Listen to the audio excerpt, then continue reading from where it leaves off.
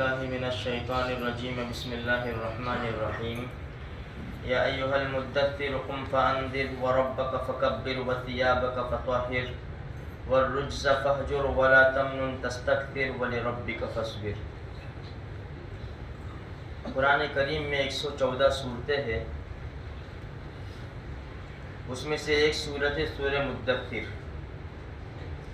یہ صورت نمبر کے اعتبار سے تو 74 نمبر ہے، اس کا اخیر میں ہے 29ویں پارے میں یہ صورت ہے۔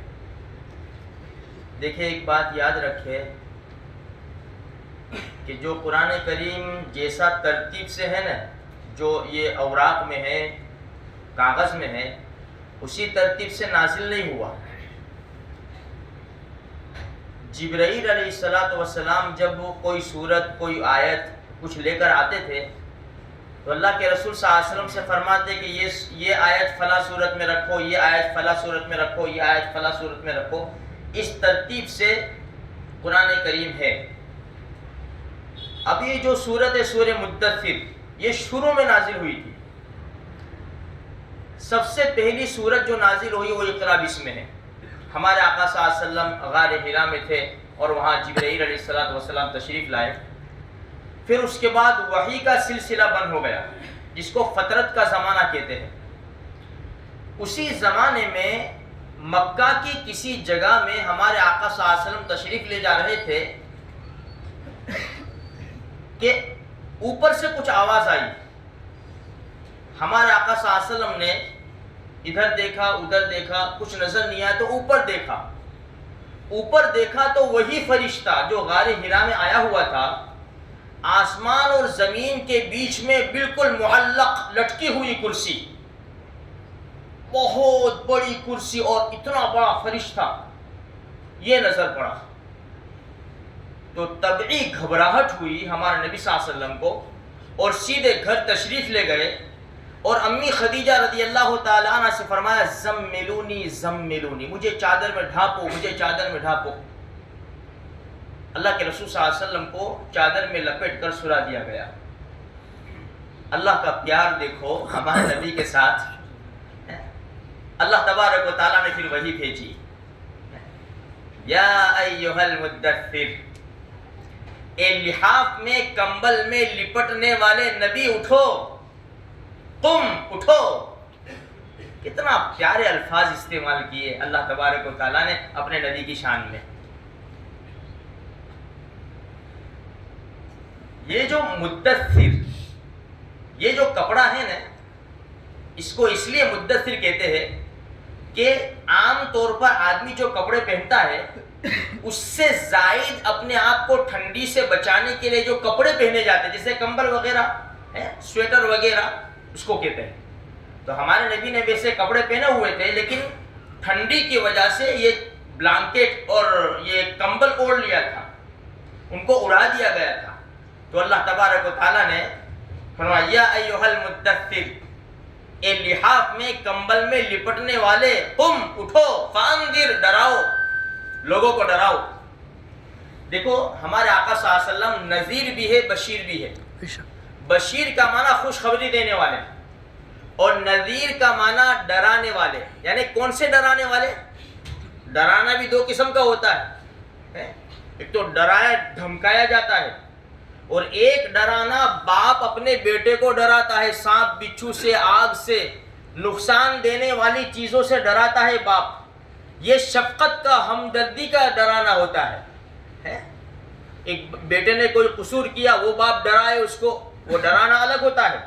اور بیٹے کو تکلیف سے بچانے کے لیے باپ ڈرا، بیٹا دیکھو وہ سانپ ہے، وہ آگ ہے، وہ بچھو ہے، وہ نقصان دینے والی چیز ہے۔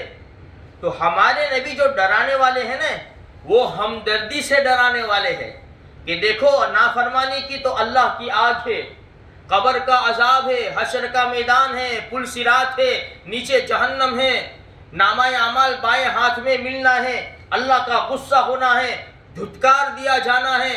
اس سے ڈرایا ہمارے نبی نے کہ ڈرو، تم ڈرو، تم نبی جی اٹھیے، فانذر، ڈرائیے لوگوں کو اللہ تبارک و تعالیٰ سے۔ وَرَبَّكَ فَكَبِّرْ، اپنے رب کی بڑائی بیان کرو۔ آج ہم نے دنیا کی بہت بڑائیاں بیان کر لی میرے بھائیوں، انٹرنیٹ ہے، فون ہے، قسم قسم کے مشینری ہے، بہت بڑائیاں بیان کر لی، لیکن اللہ کی بڑائی ہمیں نظر نہیں آتی۔ اللہ کی کاریگری تو دیکھو، اللہ نے سورج کو کیسے چمکا دیا، چاند کے اندر چاندنی کیسے نچھاور کر دی، ہواؤں کو چلا دیا، کیا کیا جہاں نظر اٹھاؤ اللہ تبارک و تعالیٰ کی کاریگری ٹپکتی ہے۔ زمین سے اللہ پاک نے درخت کو نکالا، اس کو تناور کیا، اس کے اندر پھل فروٹ لگا دیے، بہترین قسم کے میوے اندر رس بھر دیے، الگ الگ ذائقے کے رس، کوئی میٹھا، کوئی اس سے کم، عجیب قسم کا۔ ایک درخت کے اوپر ایک ہی پھل، ایک ہی قسم کے پھل، اگر دوسرا پھل لگ گیا، آم کے کیری کے درخت کے اوپر چیکو لگ گیا، تو ہم کیا کہیں گے؟ اللہ کی قدرت تو دیکھو یار۔ ہمیشہ نہیں کہیں گے کہ اللہ نے بھول کی ہے، ہمیشہ نہیں کہیں گے، کیونکہ اللہ بھول کرنے سے پاک ہے۔ ہم کہیں گے اللہ کی قدرت تو دیکھو یار۔ ہم نے اس کی قدرت کے اوپر غور ہی نہیں کیا، ہم کو فروٹ دیے، قسم کے کھانے دے دیے، ایک بنانا لے لو، بنانا، کیلا، کتنا بہترین انداز میں پیک کر کے رب نے ہمیں پیش کیا ہے، دیکھو تو صحیح، کیسا بہترین پیکنگ ہے رب کا، جیسی چیز ہوگی ایسا پیکنگ ہے۔ تربوز دیکھو کتنا مضبوط ہے، اس کا پیکنگ بھی کتنا مضبوط اور جاڑا ہے، دیکھو تو صحیح ہمارے رب نے کیسا ہم کو پیش کیا ہے، کس انداز سے ہم کو پالا ہے ہمارے رب نے۔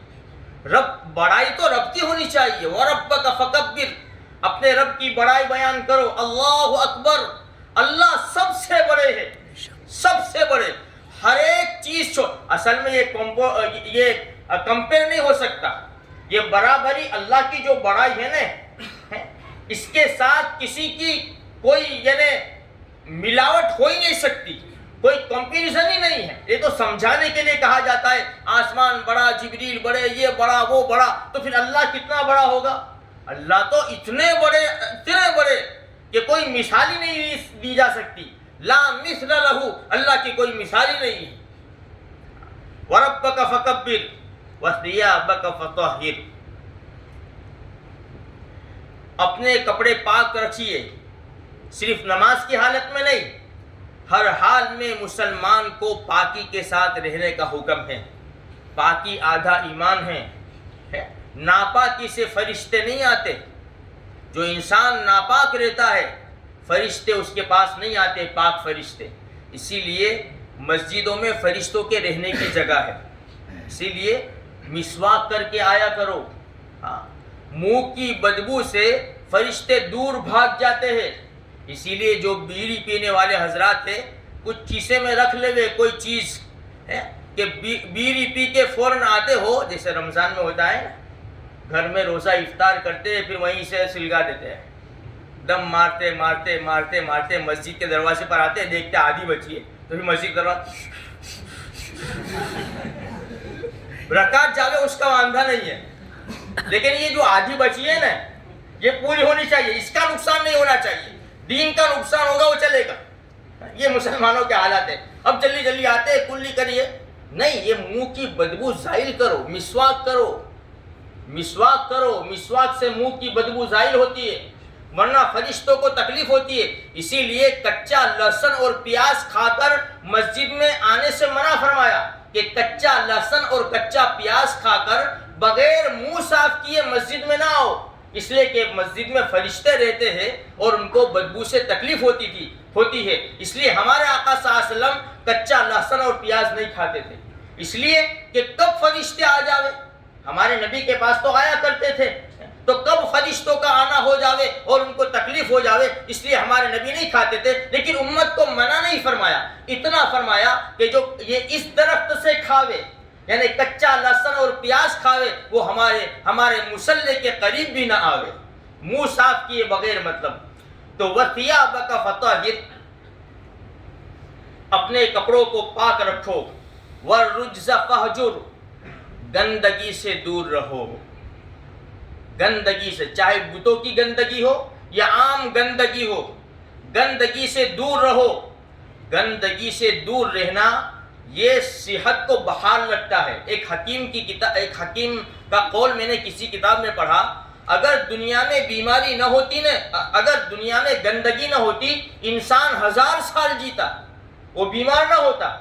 آج جو گندگی یعنی ہوتی ہے اس سے انسان کو بیماری لگتی ہے۔ اور یہ جو ہم چھوٹی سی کچرا پیٹی لے کے پھرتے ہیں نا، ڈسٹ بین، پیٹ، اس کو بچاؤ۔ سب سے بڑی بات تو یہ ہے، جو آئے ڈال مت کرو۔ سمجھ میں آئی نا؟ دیکھتے نا کسی ڈکار آتی ہے بعض مرتبہ، یہ سموسا بھی ڈالا نے، بھجیا بھی ڈالا نے، ملک شیک بھی نے، فلاں بھی سب ڈال پھول کے جلی باتیں مسجد میں، اور وہ کھٹی ڈکار نکلتی ہے پڑوس والوں کو یار۔ سمجھ میں آئے؟ تو سب سے بدترین جو برتن ہے نا وہ انسان کا پیٹ ہے۔ اس لیے 3 حصے کرو کھانے کے، یہاں تک مت کھا لو کہ سانس بھی نہ لے سکو۔ انسان کھا اتنا لیتا ہے پھر کہتا کیا ہے پتہ ہے؟ بہت کھوا گیا۔ ایسا نہیں کہتا بہت کھا لیا، ایسا نہیں کہتا بہت کھا لیا، بہت کھوا گیا آج تو یار۔ سمجھ میں آئی؟ اس کے 3 حصے کرو۔ دیکھو عجیب بات علماء کرام نے لکھی ہے کہ جب تم کھانے بیٹھو نا، ایک مرحلہ آتا ہے، ایک مرحلہ کھانے کے بیچ میں، کھاؤ کہ نہ کھاؤ، ہوتا ہے ایسا، کھاؤ کہ نہ کھاؤ، بس وہاں رک جاؤ، ہتھیار ڈال دو وہاں پر، چھوڑ دو، کیونکہ تمہارا پیٹ بھر گیا۔ اس لیے تم شک میں آ گئے کہ کھاؤ کہ نہ کھاؤ۔ لانے اب 2 لقمے تو ہے، کہا اس کو چھوٹے سے فریج میں رکھنے کا، اس کو غریبوں کو دینے کی تو بات ہی نہیں ہے، باسی روٹی اللہ کے نام کو چلتا ہی ہے۔ سمجھ میں آئی؟ اب اتنا فریج جو ہے اور ستیہ ناش کر دیا غریبوں کا، بیچاروں کا، جو آیا وہ فریج میں ڈال دیا۔ تو خیر، کہنے کا مطلب یہ ہے کہ تھوڑا سا اس سے بیماریاں نہیں ہوتی۔ ایک بات مجھے یاد آئی، مدینہ منورہ میں ڈاکٹر آیا، گلی گلوں میں جیسے گاؤں کے اندر ڈاکٹر بیگ لے کر پھرتے ہیں، تو اس طرح ڈاکٹر آیا، پورا دن صبح سے لے کر شام تک کوئی مریض اس کے پاس گیا ہی نہیں۔ کسی کو پوچھا کہ کوئی بیمار نہیں ہوتا؟ کہ کوئی بیمار نہیں ہوتا۔ کہ کیوں؟ کہ لوگ بھوک لگتی ہے تو کھانا کھاتے ہیں اور بھوک باقی رہتی ہے کھانا چھوڑ دیتے۔ کس نے سکھایا؟ ہمارے ایک نبی ہے، انہوں نے سکھایا، فرمایا کہ یہ بات کے اوپر عمل کرو گے تو کبھی بیمار نہیں ہوں گے۔ لیکن آج افسوس کی بات ہے، نوجوانوں سے میں بیچ میں عرض کروں گا، یہ جو الگ الگ سب چیزیں ہیں نا، یہ تمباکو ہے اور یہ سگریٹ ہے اور دوسری بہت سی ایسی چیزیں ہیں، سمجھے نا، جو انسان کو آہستہ آہستہ ختم کر دیتی ہے۔ بہت سی بازاروں میں ایسی چیزیں ملتی ہے، بعض سافٹ ڈرنک بھی ایسی آتی ہے کہ اسی کھانے پینے کی بے شمار چیزیں ہیں کہ انسان کو اس سے بہت بڑا نقصان پہنچتا ہے۔ احتیاط کرنا چاہیے، میں کہوں گا تو کوئی بیمار نہیں چھوڑے گا، بات سمجھ میں آئی؟ کیونکہ کم کرتے، جیسے رمضان میں ہم کوشش کرتے ہیں بھائی نہیں کھاتے، اس طرح تھوڑا سا ایسی چیزوں سے احتیاط کرے تاکہ ہماری صحت بحال رہے۔ خیر، والرجز فاہجر، گندگی سے اپنے آپ کو دور رکھو، ولا تمنن تستکثر، ایسا نہ کرو کہ احسان کرو اور زیادہ معاوضہ چاہو۔ یہ امت کو سبق دیا گیا ہے۔ حقیقت میں ہمارے آقا صلی اللہ علیہ وسلم کو یہ کہا گیا، لیکن سبق دیا گیا امت کو، وَلِرَبِّكَ فَاصْبِرْ، اپنے رب سے امید رکھیے، فَإِذَا نُقِرَ فِي النَّاقُورِ، جب کھوکھری چیز بجا دی جائے گی، وہی قیامت، فَذَلِكَ يَوْمَئِذٍ يَوْمٌ عَسِيرٌ، وہ دن آسان نہیں ہوگا، عَلَى الْكَافِرِينَ غَيْرُ يَسِيرٌ، وہ دن سخت ہوگا اور کافروں کے اوپر بڑا بھاری ہوگا۔ اب ایک واقعہ جو مجھے سنانا ہے، وہ واقعہ اس کے اندر آ رہا ہے، بڑا زبردست واقعہ ہے۔ یہ واقعہ سنانے کا مقصود قرآن کریم کا بھی یہی ہے، اگر ہمارے اندر یہ چیزیں ہو تو ہمیں اس کو نکالنی چاہیے، ورنہ پھر اللہ تبارک و تعالیٰ ناراض ہو جاتا ہے اور وہ نعمتیں چھین لیتا ہے۔ یہ واقعے کی شروعات دیکھو، اللہ نے کیا فرمایا، ذرنی ومن خلقت وحیدا، مجھے چھوڑ دیجئے اور اس کو جس کو میں نے پیدا کیا اکیلا، اس کو، وجعلت له مالا ممدودا، میں نے اس کو مال پھیلا کر دیا، وبنین شہودا، اور بیٹے بھی دیے جو اس کے ساتھ حاضر رہتے ہیں، ومہدت له تمہیدا ثم یطمع ان ازید کلا انہ، یہ آگے ایک قرآن کریم کہہ رہا ہے۔ واقعہ یہ ہے کہ مکہ مکرمہ میں ایک آدمی تھا جس کا نام ولید ابن مغیرہ تھا، بہت مالدار آدمی تھا، اپنے باپ کا اکیلا تھا، اکلوتی اولاد، اکیلا بیٹا تھا، اسی لیے قرآن نے یہ کہا میں نے اس کو اکیلا پیدا کیا، یعنی اس کا کوئی بھائی وغیرہ کچھ نہیں تھا، اکیلا تھا۔ تو اس کے باپ کی ساری جائیداد اس کے پاس آ گئی، اور اللہ نے اس کو اتنا مال دیا. خود قرآن کہتا ہے وَجَعَلْتُ لَهُ مَالًا مَمْدُودًا, اس کو بہت پھیلا کر ہم نے مال دیا. مفسرین کرام نے لکھا ہے کہ مکہ مکرمہ سے لے کر طائف تک اس کی زمینیں اور باغات پھیلے ہوئے تھے. سالانہ 1 سال کی اس کی انکم 1 کروڑ دینار تھی. 1 کروڑ دینار. آج 1 کروڑ روپے ہوتے ہیں نا, انسان پھولا نہیں سماتا. اللہ سب کو برکت والی روزی نصیب فرما دے. یہ تو 1400 سال پہلے کی بات ہے. 1400 سال پہلے کی بات. آج جو 20 لاکھ روپے کی گاڑی ملتی ہے نا, وہ 500 سال پہلے اگر گاڑی ہوتی نا تو 200 روپے کی بھی نہ ملتی, شاید 20 روپے کی مل جاتی. یہ 1400 سال پہلے اس کی سال کے اندر 1 کروڑ دینار سونے کا سکہ کہتے ہیں, اتنی زیادہ اس کی انکم تھی. اچھا, وہ بنینا شہودا, اس کے 10 بیٹے تھے. 10. جب بھی کسی جگہ بھی جاتا نہیں, کسی بھی مجلس میں اس کے بیٹے ساتھ میں ہوتے. اس کے بڑا نصیبدار تھا دنیاوی لائن سے. جب وہ بیٹھتا تو 5 بیٹے ادھر بیٹھتے اور 5 بیٹے ادھر بیٹھتے. یہ دنیاوی لائن سے مفسرین کرام نے لکھا ہے. بیٹوں کا ساتھ ہونا یہ بھی اس کی یعنی دنیاوی اعتبار سے اس کے شان کی بلندی کی نشانی تھی. آج تو 2 بیٹے بھی چھوڑ جاتے ہیں. 2 بیٹے بھی, ماں باپ کو 2 3 4 5 7 بیٹے بھی ماں باپ کو چھوڑ دیتے ہیں. بھائی چچا کہاں جاتے ہو؟ بیٹا وہ لاری کے اوپر سالن لینے جاتا ہوں, 20 روپے کا لے آئیں گے اور میں اور تیری دادی مل کر کھا لیں گے. آپ کے بیٹے؟ ہاں بیٹا ہے نا. تو کہاں ہے وہ؟ سب الگ الگ رہتے بیٹا. ان کے 60,000, ایک کا 70,000, ایک کا 50,000, ایک کا 1.5 لاکھ پگار ہے, وہ اچھی طرح رہتا. تو تم ماما اکیلے رہتے, اکیلے رہتے. ایک ماں باپ 10 اولاد کو پال سکتے ہیں, لیکن 10 اولاد ایک ماں باپ کو نہیں پال سکتے. آج ہمارے معاشرے میں یہ گندگی پھیل گئی ہے کہ ماں باپ کو چھوڑ دیا. ماں باپ کو, جس کا قرآن کریم نے فرمایا وَبِالْوَالِدَيْنِ احسانا, والدین کے ساتھ احسان کا معاملہ کرو. 50,000 تنخواہ آتی ہے, 2,000 کی پٹی لیتے ہیں اور ماں باپ کو لو یہ تمہارا مہینے کا خرچہ. کیا جواب دیں گے خدا کو؟ کل جیسی کرنی ویسی بھرنی. حدیث میں آتا ہے تم پاک رہو, تمہاری اولاد اور تمہاری فیملیاں پاک رہے گی. حدیث میں تم پاک رہو, تمہاری فیملی پاک رہے گی. اگر تم نے تمہارے والدین کے ساتھ یہ معاملہ کیا تو انتظار کرو تمہاری اولاد بھی بڑی ہوگی. تو اولاد کا باپ کے ساتھ رہنا یہ بڑے فخر کی بات ہے. یہ بڑے مبارک ہے وہ والدین جن کی اولاد ان کا ساتھ دیتی ہے ہر موڑ کے اوپر. ان کو شکر ادا کرنا چاہیے اللہ تبارک و تعالیٰ کا. یہ ماحول کو دیکھتے ہوئے اچھے لوگ, اچھے دینداروں نے ماں باپ کو چھوڑ دیا ہے. مہینے کا خرچ دے دیتے ہیں, یا تو ایک ہی بلڈنگ میں رہتے ہیں, کھانا دے جاتے ہیں یا کھانا ڈول سے لٹکا دیتے ہیں. لو ابا یہ لے لو, اماں یہ لے لو, جاؤ خلاص کھا لو, تمہارا پھوڑ لو, جیسا کرنا ویسا. اسی لیے یورپ کے اندر تو اولڈ ہاؤس ماں باپ کو رکھاتے, جاؤ اب تمہارا کام نہیں ہے. جس ماں نے 2 سال دودھ پلایا, پیشاب پاخانہ صاف کیا, پروان چڑھایا, باپ کی محبت ایسی اللہ نے ڈالی, تیری محبت باپ کے دل کے اندر کہ باپ پاگل ہو جاتا تھا. گرمی میں سے آتا تھا, کام کرتا ہوا مزدوری کر کے آتا تھا, پہلے پانی نہیں پیتا تھا, پہلے میرے بیٹے کو میں دیکھ لوں. بیٹے کو اٹھاتا, ادھر بوسے دیتا ادھر بوسے دیتا, اس کے بعد پھر فریش ہو کے کھانا کھاتا تھا.